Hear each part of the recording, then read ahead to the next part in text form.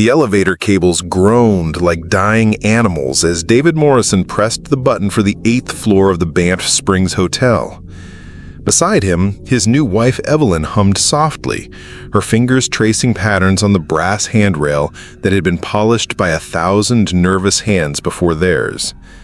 "Stop that," David whispered, his voice sharper than intended. Evelyn's humming ceased. "Stop what?" That tune. Where did you learn it?" She tilted her head, genuinely puzzled. "I don't know what you mean. I wasn't humming anything." But David had heard it, the same melody that had haunted his dreams since childhood, a lullaby his grandmother had sung, the one that always made him feel like something was watching from the corners of dark rooms. He'd never told anyone about it, not even Evelyn, during their 2-year courtship. The elevator shuddered to a halt. Floor 8. As the brass doors slid open with a whisper, David caught a reflection in the polished metal. Not their reflection, but the shadow of someone standing behind them. He spun around. Empty elevator. "David, you're scaring me." Evelyn's voice carried a tremor.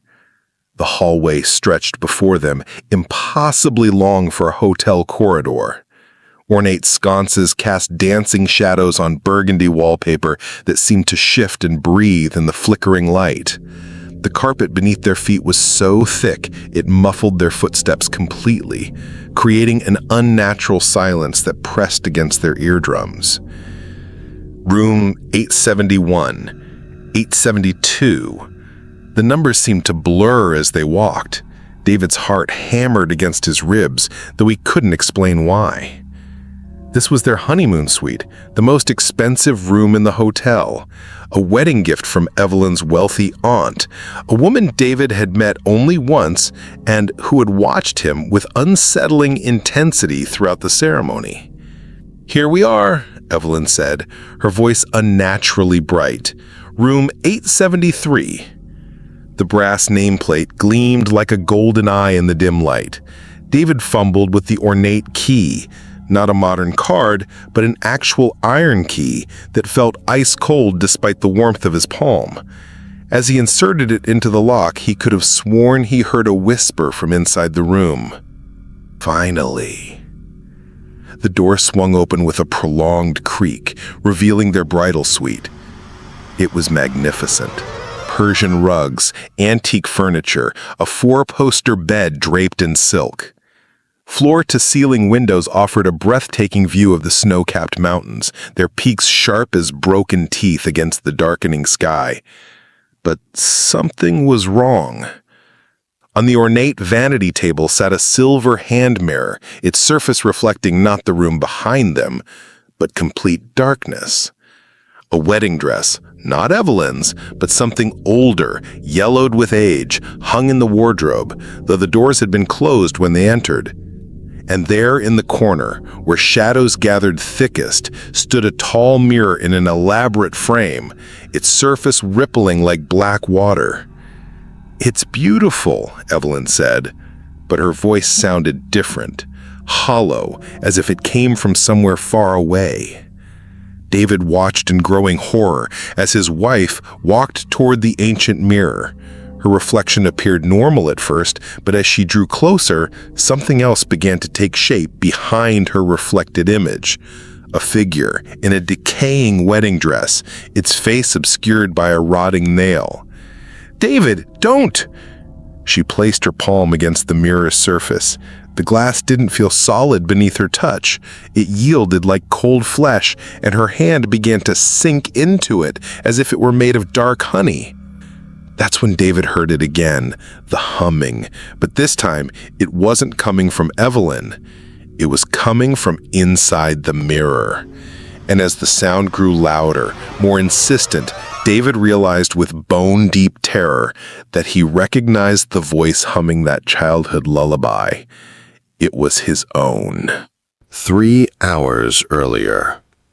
David had been adjusting his tie in the hotel's ornate men's room when the old woman approached him. She was ancient, her face a roadmap of wrinkles, dressed in black despite the celebratory nature of the day. He'd never seen her before, yet something about her felt hauntingly familiar. "You're making a mistake," she whispered, her voice like autumn leaves scraping against stone. "Excuse me?" "The bloodline remembers, boy.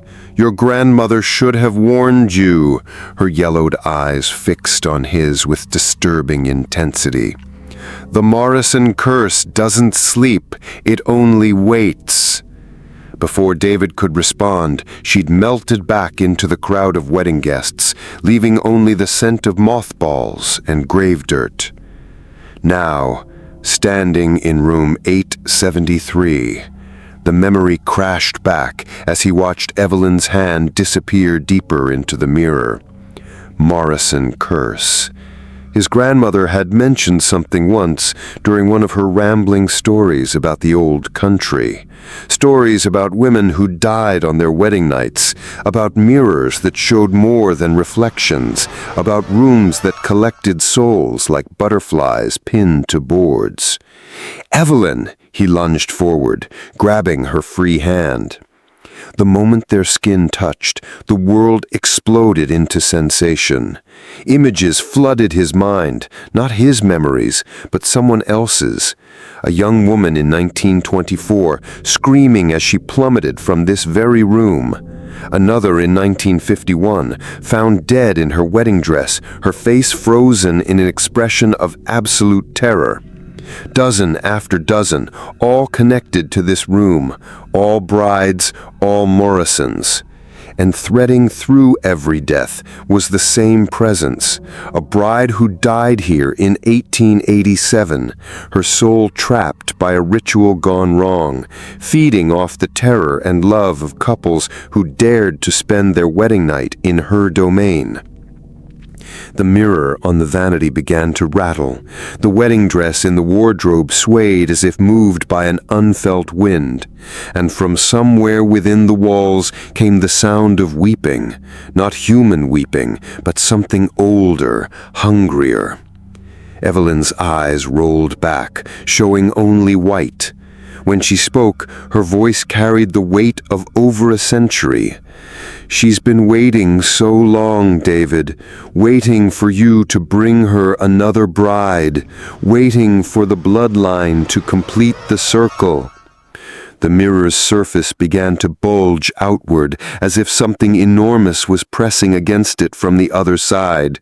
David pulled harder on Evelyn's hand, but she was sinking deeper, her arm now embedded to the elbow in the impossible glass. "The ritual," she continued in that ancient voice, "requires a willing exchange, a bride for a bride, a soul for a soul. Your grandmother promised her, your mother promised her. Now it's your turn." David's mind reeled. He remembered now. The séance in his grandmother's attic when he was 12.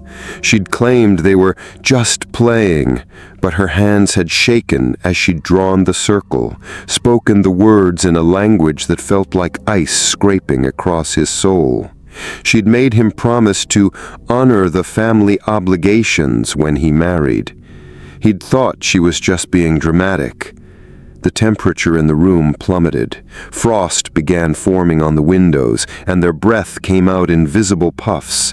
The humming grew louder, more complex. Not one voice now, but dozens, a chorus of the damned singing that same lullaby. Evelyn's body convulsed. When she looked at him again, her eyes were completely black. "She's coming through, David. She's coming through, and I can't stop her. The mirror, it's not just a doorway, it's a prison, and she's been using the Morrison brides to weaken the walls for over a century."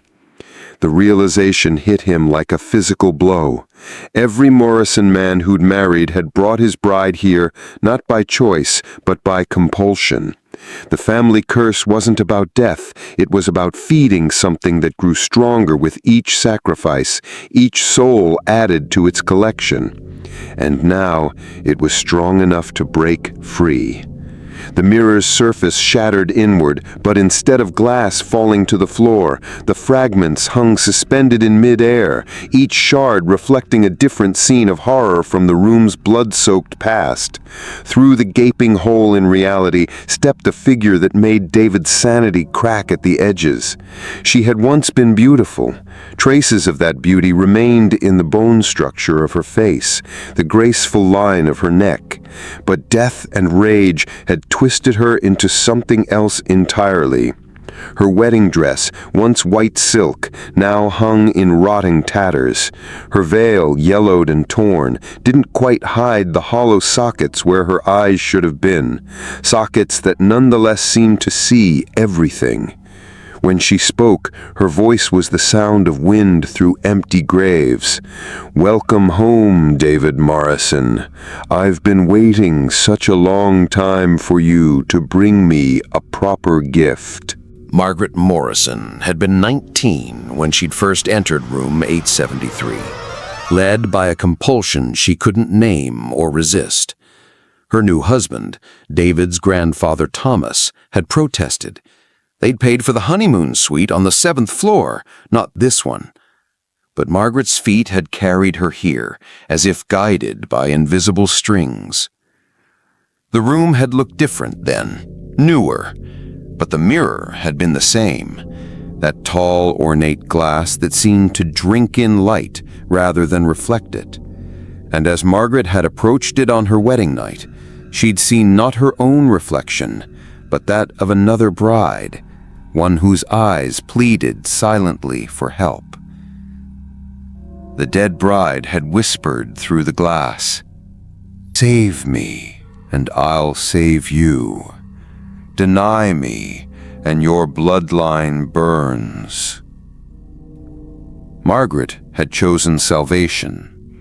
She'd pressed her palms against the mirror and spoken the words the apparition had taught her, words in a language that predated civilization, words that tasted of copper and ashes. She'd thought she was performing an exorcism. Instead, she'd bound her family's soul to the hungry ghost in the glass.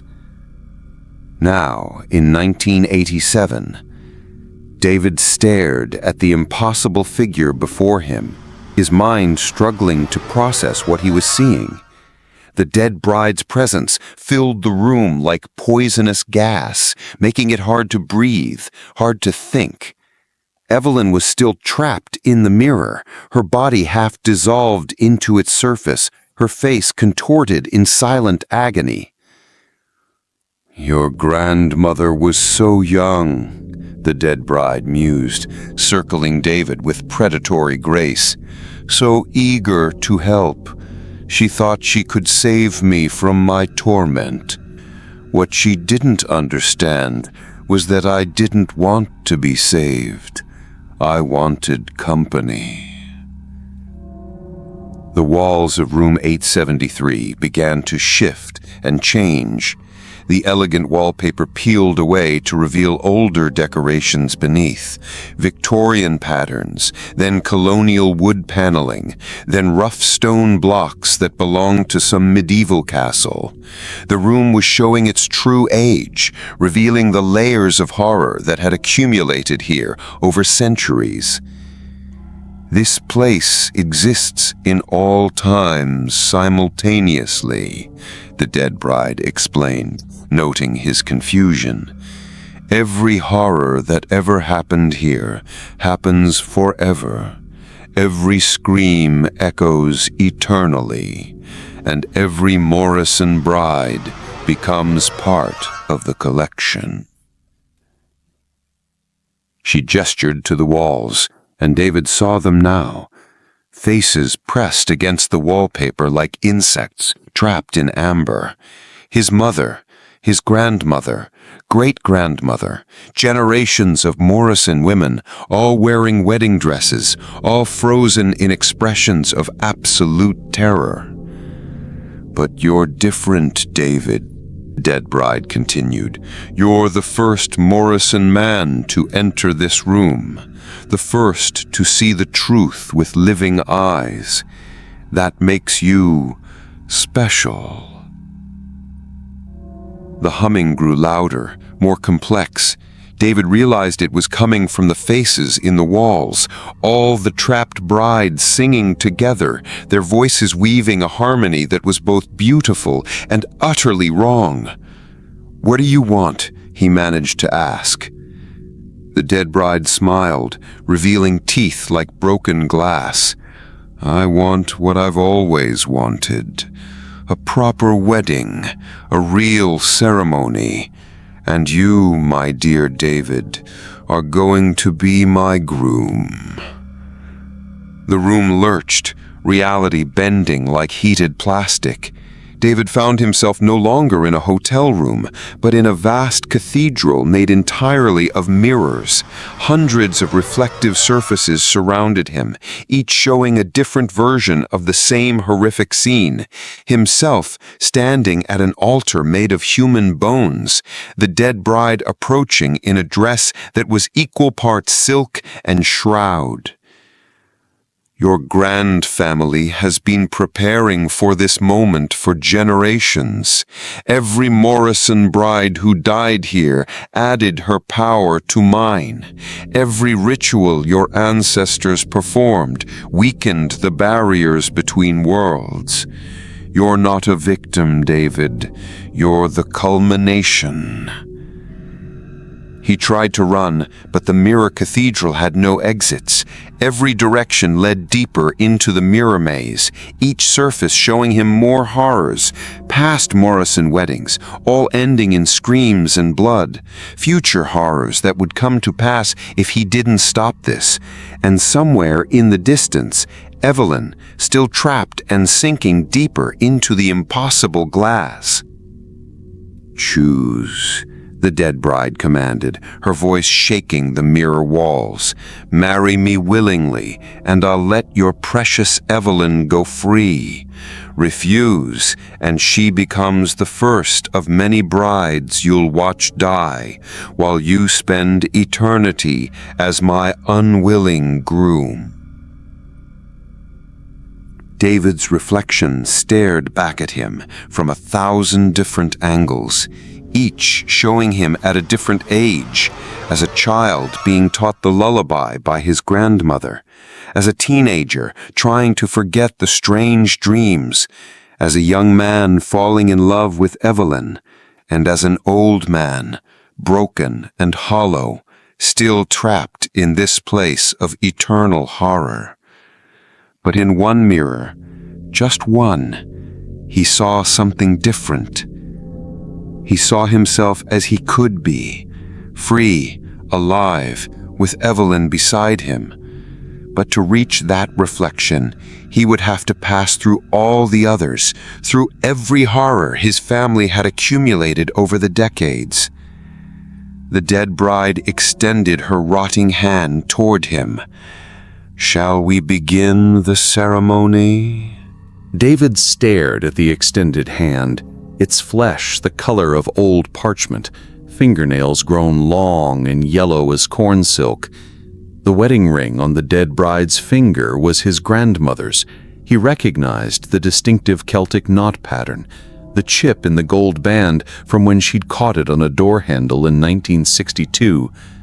"How long?" he whispered. "How long what, my beloved? How long have you been collecting them? My family." The dead bride's laugh was like breaking glass. "Oh, David, you still don't understand, do you? I'm not collecting your family. Your family has been collecting for me."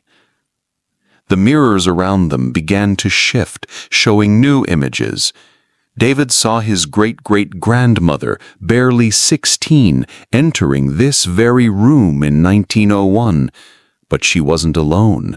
She was leading another young woman by the hand, a frightened girl in a white dress who kept looking over her shoulder as if trying to escape. "Isabella Morrison was my first willing accomplice," the dead bride explained. After she saw what happened to her predecessor, she made a bargain. Help me gather what I needed, and her children would be spared. Of course, I lied. More mirrors activated, showing an unbroken chain of Morrison women luring other brides to room 873. Not victims, accomplices. Each generation teaching the next how to identify the right candidates, how to invite them here, how to make the sacrifices that would keep the family curse from claiming them directly. Your grandmother Margaret was particularly effective, the dead bride mused. 43 brides over her lifetime. She'd befriend lonely women, newly engaged, help them plan their perfect honeymoon. And then she'd recommend this place, this room. She even worked part-time for the hotel's booking department to ensure the right couples ended up here. David's legs nearly buckled. Every family gathering, every time his grandmother had asked about his love life, every piece of marriage advice she'd given him, it had all been preparation for this moment. But why me? He asked. Why break the pattern now? Because I'm tired of substitutes. For over a century, I've fed on the terror and love of strangers. But what I've really wanted was what was promised to me. A Morrison groom. The bloodline that bound me to this place owes me a proper wedding. The cathedral of mirrors began to spin around them, faster and faster, creating a dizzying kaleidoscope of horror. In the whirling reflections, David caught glimpses of Evelyn, still trapped in the original mirror, her body now transparent, fading. She's dying, he realized. Rapidly, the dead bride confirmed. The mirror realm isn't meant for the living. Soon she'll be nothing but another reflection, another face on the wall. Unless I take your hand, unless you take your rightful place as my husband. David closed his eyes, trying to think through the supernatural manipulation, the family guilt, the immediate terror. There had to be another way. There was always another way in the stories his grandmother had told him. The hero found a loophole, a clever solution, a way to turn the monster's power against itself. Then he remembered something, a detail from the original story, the one his grandmother had whispered to him when he was 7 years old, the one that had given him nightmares for months. "What was your name?" he asked. "Your real name, before you died." The dead bride stopped moving. The spinning mirrors slowed. Uncertainty flickered across her rotting features. "My name?" The bride, who died in 1887, the one whose wedding night became her funeral. What was her name? I am the bride, the eternal bride. Names are for the living. But David could see it in her hollow eye sockets. Fear, real, genuine fear. She'd worn her role as a monster for so long that she'd forgotten the woman she'd once been. And in forgetting her name, she'd lost something essential, something that kept her tethered to her humanity. "Eleanor," he said suddenly, the name appearing in his mind like a half-remembered dream. "Eleanor Whitmore. You were 19 years old and you were murdered on your wedding night by your husband's first wife who'd faked her own death years earlier out of jealousy." The dead bride, Eleanor, let out a shriek that shattered half the mirrors around them. Don't say that name!" "Eleanor Whitmore," David repeated, stepping closer. "You didn't choose to become this thing. You were driven mad by betrayal and death, and then my family trapped you here, used your pain to feed their own survival. You're not a monster, Eleanor. You're a victim." More mirrors exploded. The cathedral began to collapse, its impossible architecture folding in on itself. Through the chaos, David could see Evelyn more clearly now, still trapped, but no longer fading. The dead bride's power was breaking down. "Stop!" Eleanor screamed, but her voice was changing, becoming younger, more human. "I am the bride. I am eternal. I am—" "You're tired," David said gently. "You've been tired for over a century. You want to stop hurting, don't you, Eleanor? You want to stop hurting." The rotting wedding dress began to change, becoming cleaner, whiter. The yellowed veil lifted slightly, revealing not hollow sockets, but sad, very human eyes. I just wanted to be loved. I just wanted one perfect day." "I know," David said. "But this isn't love, Eleanor. This is imprisonment. You've made yourself into the very thing that destroyed you, someone who uses love as a weapon." The last mirror shattered, and suddenly they were back in room 873. But it looked different now, older, sadder, more real. Eleanor stood before him, still dead, but somehow more peaceful. Her dress a simple white gown, her veil clean and new. What happens now?" she asked, and her voice carried the uncertainty of a 19-year-old girl on her wedding night. "Now you choose," David said. "You can let go, you can rest, or you can stay trapped here forever, feeding on other people's happiness because you couldn't find your own." Eleanor looked at Evelyn, still partially embedded in the mirror, but breathing, alive, watching with terrified but hopeful eyes. "If I let go," Eleanor whispered, "what happens to your family? The curse was never yours to begin with," David realized. "It was theirs. My ancestors made a deal with something much older than you, didn't they? Something that used you as much as it used them." Eleanor nodded slowly. "The hotel itself, the land it sits on. There are things beneath the foundation, things that were here before the first stone was laid. I was just the most recent guardian." The room began to shake. From somewhere far below came a sound like ancient machinery grinding to life, or massive things moving in spaces that shouldn't exist. "It knows," Eleanor said, fear creeping back into her voice. "It knows you're breaking the pattern. It won't let you leave." The floor beneath their feet began to crack, revealing not the hotel's lower floors, but an endless void, filled with reaching shadows and whispered promises. Whatever had really created the Morrison family curse was waking up, and it was hungry. The floor continued to crack, spreading outward from room 873 like a spiderweb of destruction. Through the gaps, David could see down into the hotel's true heart, not basement levels or maintenance areas, but something that predated human construction entirely.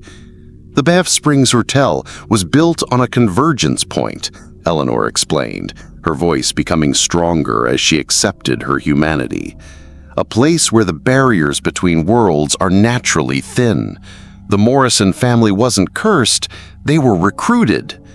More of the floor gave way, revealing glimpses of vast underground chambers carved from living rock. In the depths, something moved. Not one entity, but dozens, maybe hundreds, all connected by threads of shadow and malice. "Recruited by what?" David asked, pulling Evelyn free from the mirror with Eleanor's help.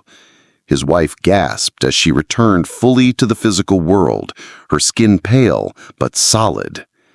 "The first guests," Eleanor whispered. "The ones who arrived before the hotel was built, before the town existed, before humans ever set foot in this valley." The room lurched sideways as something enormous shifted in the depths below. The elegant hotel furnishings began to dissolve, revealing the space's true nature. Not a room, but a cell, a carefully constructed prison designed to contain and channel otherworldly energies. Every 10 years they need feeding. Not just death, that's too simple. They need love corrupted into fear, hope transformed into despair. Wedding nights are perfect for this. The emotional intensity, the vulnerability, the trust that can be shattered so completely. David helped Evelyn to her feet, noting how the mirror she'd been trapped in was now just ordinary glass, reflecting nothing but their own terrified faces. The Morrison family became their agents generations ago, Eleanor said. Each bride they delivered bought them another decade of safety, but the arrangement was always temporary. Eventually, the first guests would demand a Morrison as payment. "You're not here by accident, David. This was always the plan." A new voice echoed from the void below, not speaking in words, but communicating directly into our minds with thoughts that felt like ice picks driven through our skulls. "The compact is fulfilled. The bloodline offers itself. The feeding begins." The hotel began to change around them. The walls stretched upward, impossibly tall, becoming the sides of a vast well, with room 873 at its bottom.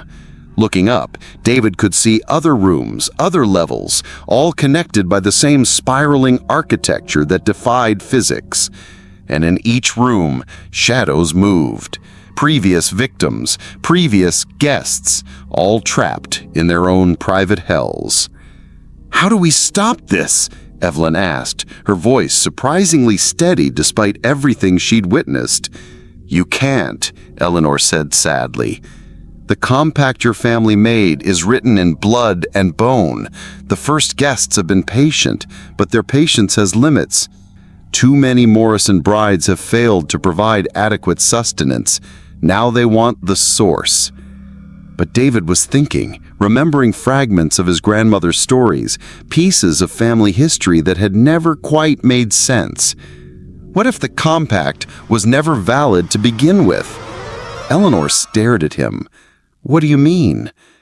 "My grandmother always said the Morrison family came to Canada to escape something. What if they were already bound to entities like this back in Scotland? What if coming here wasn't starting a new curse, but continuing an old one?" The voice from the below grew angry, and the entire structure shook. "Silence. The feeding begins now." Tendrils of shadow began rising from the cracks in the floor, reaching toward them with hungry intelligence. Where they touched the walls, the surfaces withered and cracked like diseased skin. "If I'm right," David said urgently, "then the compact isn't with the Morrison bloodline, it's with the Morrison guilt, the shame, the fear, the willingness to sacrifice others to save themselves." "How?" Evelyn demanded, pressing closer to him as the shadows crept nearer. David looked at Eleanor, understanding dawning in his eyes. "By doing what no Morrison has ever done, by choosing to be the sacrifice instead of providing one." Eleanor's eyes widened. "David, no! If you offer yourself willingly, they'll have everything they need. You'll make the compact stronger, not weaker." "Not if I'm not really a Morrison." The words hung in the air like a revelation. David had always known, on some level, that he didn't quite fit the family pattern, the way his grandmother's strange looks, his mother's overprotective behavior, the way family stories always seemed edited around his parentage. "The ritual my grandmother performed when I was 12, he said. "It wasn't just a séance. She was testing something, wasn't she? Testing whether I carried the Morrison curse." Eleanor nodded slowly. "And you didn't. That's why she looked so frightened afterward. You have Morrison blood, but not Morrison guilt. The entities can't claim you the same way they claim the others." The shadows recoiled slightly, sensing the change in the spiritual dynamics of the room. The voice from the below became uncertain. "The bloodline continues. The compact holds." "But I was adopted," David said, the memories surfacing clearly now. My birth parents died in a car accident when I was 3. Margaret Morrison took me in because she was my mother's sister, but she never legally adopted me. I'm not really a Morrison at all." The effect was immediate and dramatic. The reaching shadows writhed as if in physical pain, retreating toward the cracks in the floor. The impossible architecture of the hotel began to collapse, revealing glimpses of the real building beneath. Ordinary rooms, normal hallways, regular people going about their lives, completely unaware of the supernatural drama playing out above their heads. The compact and the bloodline and the agreement was made with a family that no longer exists, David finished. The Morrison line ended with my grandmother. Everything since then has been based on a lie. Eleanor began to laugh. Not the horrible sound she had made as a monster, but the genuine laughter of a young woman who'd finally seen a way out of an impossible situation. "The first guests are bound by the same rules they impose on others," she said. "They can't break a compact, but they can't enforce one that was never valid to begin with." The void below them began to collapse in on itself, pulling the reaching shadows down into darkness. The hotel room snapped back to its normal proportions, the elegant furnishings reassembling themselves as if they'd never been disturbed. But they weren't safe yet. Through the windows, David could see the hotel itself beginning to change.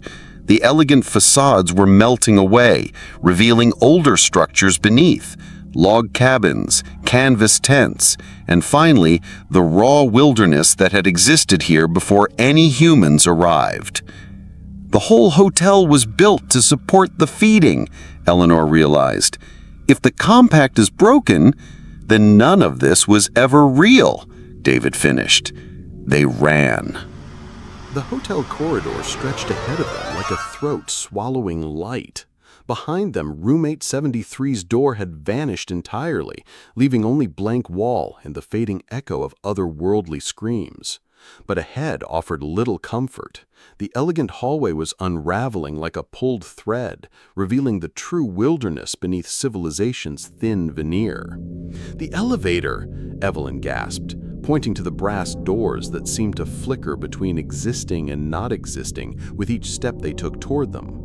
Eleanor ran beside them, her form becoming more solid, more human with each passing moment. "It won't work," she warned. "The hotel's maintenance systems were always supernatural. If the feeding compact is broken, everything connected to it will collapse." She was right. As they reached the elevator, the doors opened to reveal not a car, but an empty shaft dropping down into starlit void. The smell that rose from it was ancient, pine sap and snow and something else, something that spoke of vast intelligences sleeping beneath the mountains. "The stairs," David said, looking around desperately. But where the stairwell should have been, there was now only a window looking out onto a view that couldn't possibly be real. The hotel building itself, seen from the outside, but wrong, twisted as if reflected in funhouse mirrors. "We're inside the collapse," Eleanor realized. "The hotel is folding in on itself and we're caught in the middle of it." Through the impossible window, they could see other guests, real guests, walking through lobbies and hallways that existed in a completely different reality. A businessman checking his watch as he waited for an elevator that would never come. A family with young children laughing as they headed to the pool that had never been built. An elderly couple holding hands as they walked down a corridor that led nowhere. "They're all trapped," Evelyn whispered. "Everyone who ever stayed here, everyone who was supposed to be fed to those things, they're still here, living out their visits over and over." David pressed his hand against the window. The glass was warm, pulsing like living flesh. Through it, he could see deeper layers of the hotel's history. Victorian ladies in bustles and top hats walking through gaslit corridors. Fur trappers in roughly made cabins sharing stories around fires that cast shadows with too many teeth. And even deeper, shapes that might once have been human but had been changed by exposure to things that existed before names were invented. "How do we get out?" he asked. Eleanor touched his shoulder, her hand surprisingly solid now. the same way I should have gotten out 136 years ago, by refusing to stay. What do you mean? The hotel, the room, the curse, it's all built on acceptance, on people believing they have no choice but to participate in the horror. Your grandmother accepted that she had to feed other brides to the entities. The other Morrison women accepted that they had to continue the tradition. Even I accepted that I had to remain as guardian. But what if we just leave? Leave how? Evelyn demanded. The elevator doesn't work, there are no stairs, and I'm pretty sure if we try to go through that window, we'll fall into some kind of interdimensional void. Eleanor smiled, the first genuinely happy expression David had seen from her. Not the way we came in, the way I should have left originally. She led them back down the corridor, but instead of turning toward where roommate 73 had been, she turned in the opposite direction. Here, the hotel's dissolution was more advanced. The wallpaper had peeled away to reveal log walls beneath, and the log walls had rotted away to show canvas tent walls, and the canvas had worn away to show nothing but the night sky filled with stars that formed patterns David had never seen before. In 1887, I had a choice. I could stay and try to fight what had killed me, or I could accept that I was dead and move on. I chose to fight, and that choice bound me here. But the choice is always available. Death isn't a prison unless you make it one. She stepped forward through what had once been the hotel wall, out into the star-filled darkness. For a moment, David was sure she would fall. They were 8 floors up, after all. But instead of falling, she simply stood there, suspended in the void, her wedding dress clean and white, her face peaceful. "Come on," she called back to them. "It's not as scary as it looks." David looked at Evelyn. His wife's face was pale but determined. "If we stay here, we become part of it, don't we? Part of the hotel's collection." "I think so. And if we step out there, we might die." "We might." Evelyn took his hand, her grip warm and strong. "I'd rather die as myself than live as a ghost." Together, they stepped through the dissolving wall. Instead of falling, they found themselves standing on solid ground, not the impossible void they'd seen from inside, but a simple mountain meadow under a clear night sky. The air was crisp and clean, smelling of pine and snow and nothing else. No hint of decay, no whisper of ancient hungers, no echo of otherworldly malice. Behind them, the Banff Springs Hotel still stood, but it looked different now, smaller, more ordinary, just a building instead of a supernatural trap. Lights shone in the windows, and through them they could see normal people doing normal things. The businessman was checking into his room without incident. The family was swimming in a pool that was just a pool. The elderly couple was enjoying a quiet dinner in a restaurant that served food instead of fear. "It's over," Eleanor said softly. "The feeding compact is broken, the false hotel is dissolved, and everyone who was trapped is free to live their actual lives instead of the horror stories they were forced into." She was already beginning to fade, not with terror, but with peace. Her form was becoming translucent, less solid, as if she were finally allowed to let go of the physical world. "What happens to you now?" David asked. Eleanor's smile was radiant. "Now I get to find out what comes after. I've been postponing that discovery for over a century." She looked at them both seriously.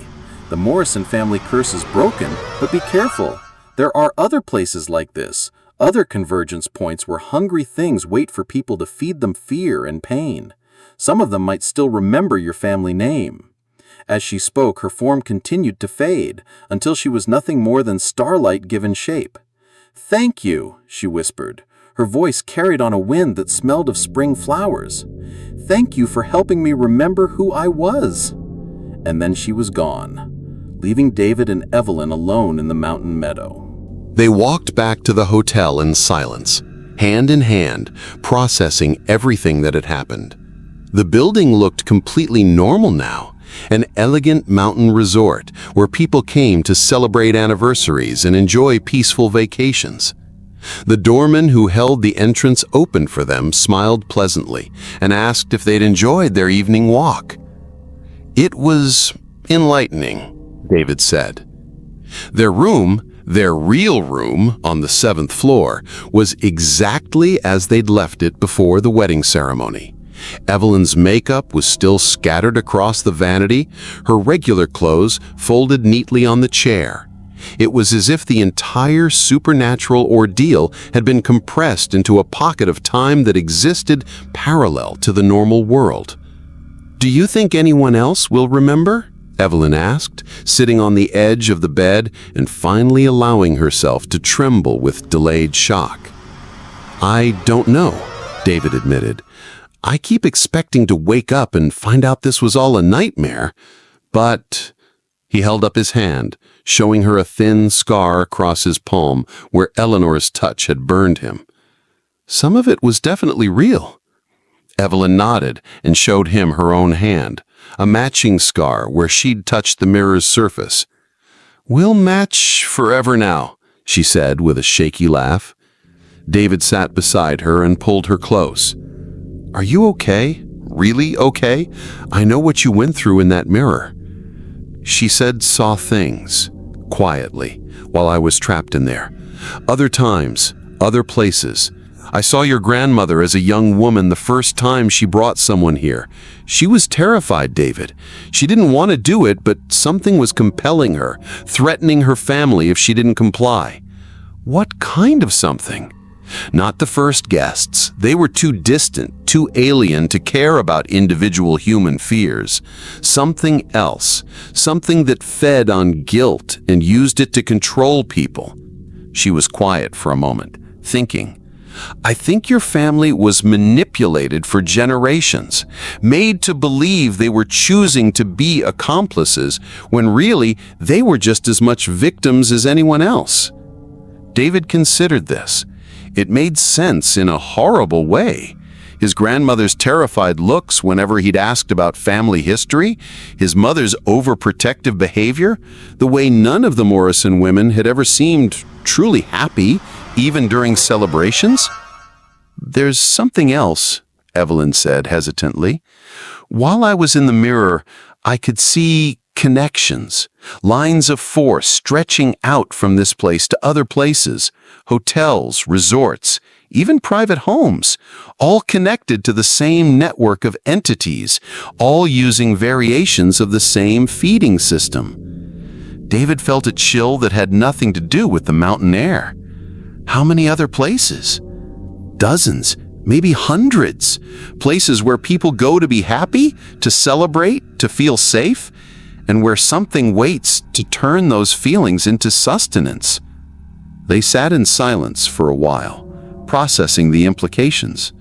Finally, Evelyn spoke again. "What do we do now?"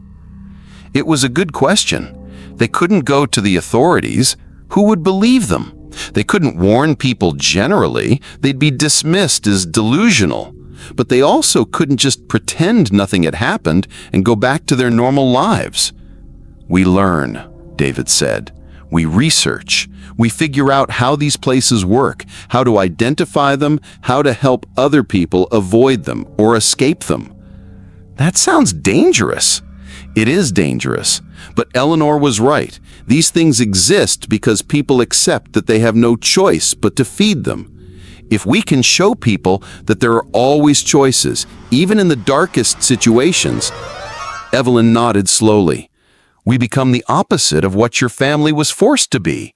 Instead of leading people into traps, we help them find ways out." "Exactly." She was quiet for another long moment. Then, "Our honeymoon is ruined, isn't it?" David laughed, the first genuine laughter he had felt since entering room 873. "I don't know. We survived a supernatural horror together, broke a generational curse, freed dozens of trapped souls, and prevented an ancient evil from gaining enough power to break into our reality. That's got to count as bonding." "When you put it that way," Evelyn smiled and leaned against him, "it's definitely a story we'll never forget, and hopefully never have to repeat." But even as he said it, David knew that wasn't true. There were other places out there, other traps waiting for unsuspecting people who just wanted to be happy, other families bound by guilt and fear to serve things that should never have been served. He looked out the window at the peaceful mountain landscape, knowing that somewhere in the darkness, other horrors were stirring, other people were being led into situations they didn't understand. Eleanor had found her peace, but the work she had started, the work of resistance, of choosing hope over fear, was far from over. David Morrison was no longer bound by his family's curse, but he was bound by something else now. The knowledge that sometimes the only thing standing between ordinary people and extraordinary evil was someone willing to step forward and say no. He squeezed Evelyn's hand, feeling the matching scar on her palm press against his own. "Ready for the adventure to continue?" he asked. She squeezed back. "As long as we're together." Outside their window, the first light of dawn began to creep across the mountains, painting the peaks gold and rose. It was going to be a beautiful day, and for the first time in over a century, room 873 sat empty and harmless. Just another hotel room where nothing more frightening than someone snoring would disturb the peace. But in other places, in other rooms, other stories were just beginning. David and Evelyn Morrison, partners in marriage and now partners in a much stranger calling, would be ready for them. The hotel slept peacefully around them, and for now, that was enough.